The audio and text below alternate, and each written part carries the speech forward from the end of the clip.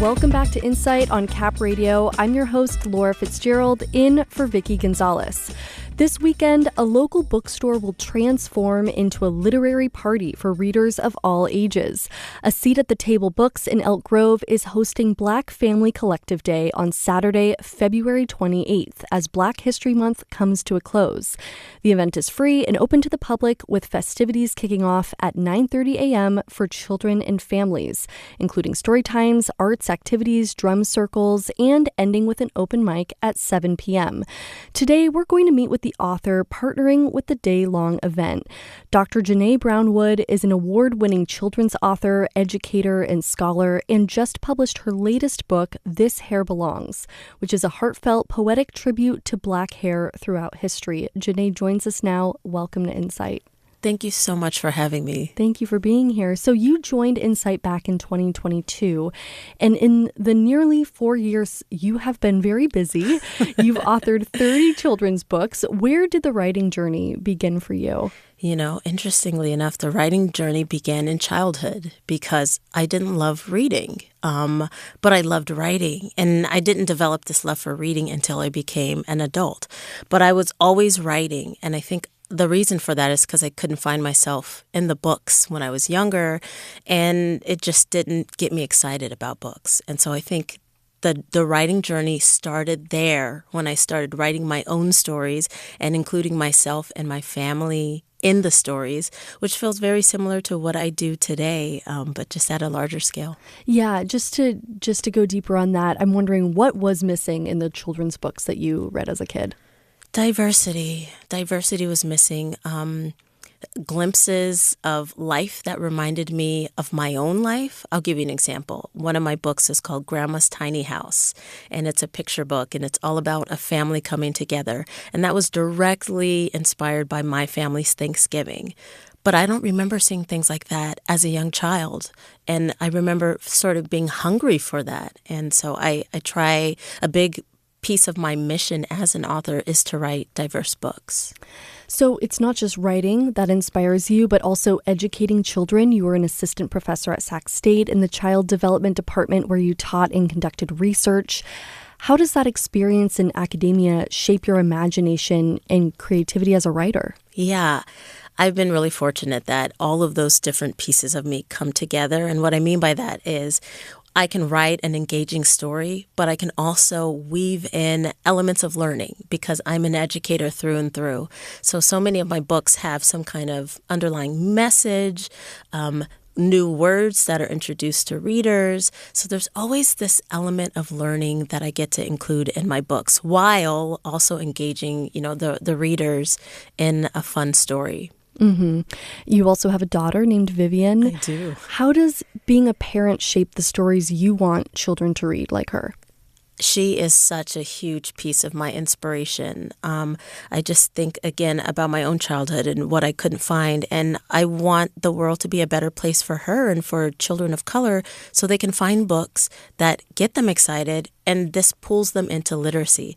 So for her, I want to write books that she wants to read or that she sees herself in. And because this just validates her experience and, just also helps me model for her that you can be whatever you want to be, believe in yourself and keep working, and you can make that happen. Mm-hmm. So your newest book is called This Hair Belongs. What inspired it? Well, I grew up with my hair chemically relaxed. So I had a perm basically all the way through childhood, meaning my hair was chemically straightened. And it wasn't until I was an adult and wanting to have Vivian, right, wanting to start a family, that I was like, I can't keep putting this poison on my scalp that then my body pulls in and then, carry a healthy child. And that is when I decided to make the leap and become natural. And that experience and then having a daughter, all of that came together in this book, which I really wanted to capture empowering messages and empowering images about Black hair, especially because society stigmatizes natural hair so much. It's a nonfiction picture book geared for readers between the ages of 4 and 8. Why focus on this age range? Yeah, so picture books often, hit this range for an 8. But for me, it's about identity. It's about empowering children at a young age to love themselves and everything about themselves, including the way their hair grows from their scalps, even if others are giving them different messages. So I want children to feel empowered from early on and then carry this out throughout their life, right? And so I think 4 to 8 is a great time to do this as they're developing aspects of their identity and things they like and who they are. So a book like this to me sets the stage for really just embracing and loving themselves. Mm-hmm. I wonder, what's the response been so far?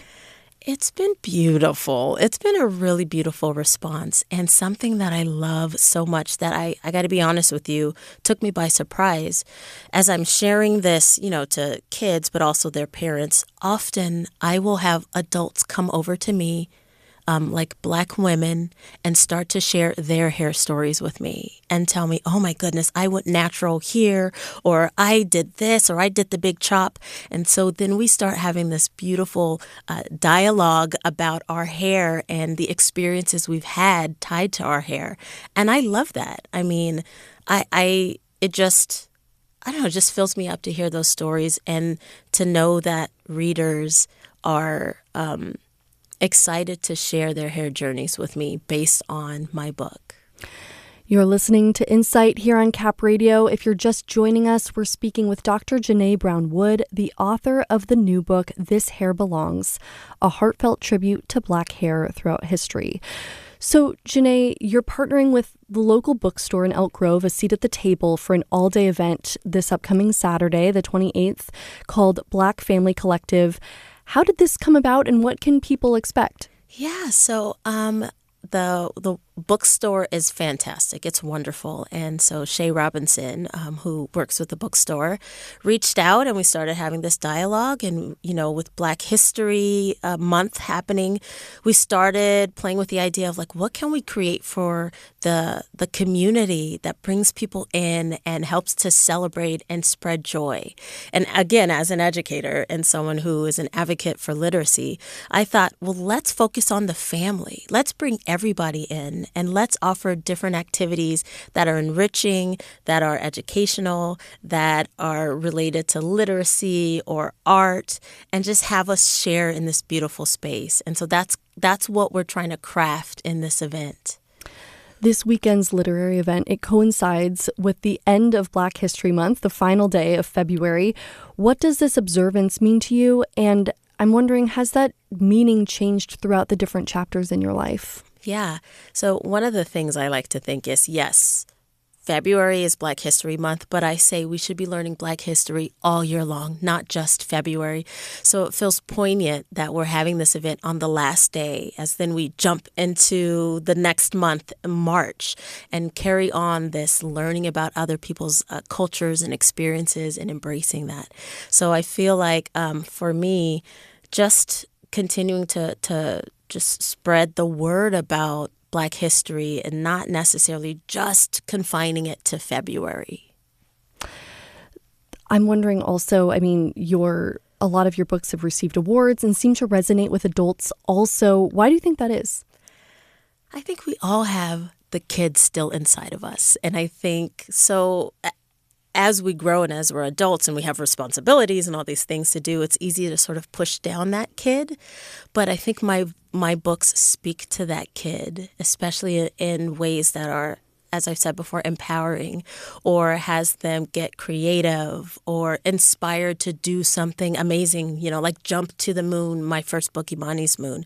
So I think that's what I try to do. I just try to capture these themes and these experiences that feel universal, but also feature children of color. Because again, as I said, or as I should say, I believe all children should be able to find themselves on the pages of books in meaningful and positive ways. Janae, thank you so much for joining Insight. Really appreciate it. Thank you so much for having me. Dr. Janae Brown Wood is an award-winning children's author, educator, and scholar. She joined us about her latest book, This Hair Belongs, a heartfelt, poetic tribute to Black hair throughout history. Janae is partnering with A Seat at the Table Books in Elk Grove for an all-day literary event called Black Family Collective. It's happening Saturday, February 28th, and runs from 9:30 a.m. to 9 p.m. It's free and open to the public. We have more information on our Insight page. That's it for Insight today. Learn more about our guests at capradio.org/insight. You can also subscribe to the Insight podcast on Apple, Spotify, or wherever you get your podcasts. And if you want to join the conversation, email us at insight@capradio.org. Thank you very much to our producers Andrew Garcia, Sarit Lashinsky, and editor Jen Picard. Insight's technical director and audio engineer is Mark Jones. Our original show music is produced by Adrian Gilmore. I'm Laura Fitzgerald, in for Vicki Gonzalez. Thanks for joining us. We'll catch you back here tomorrow.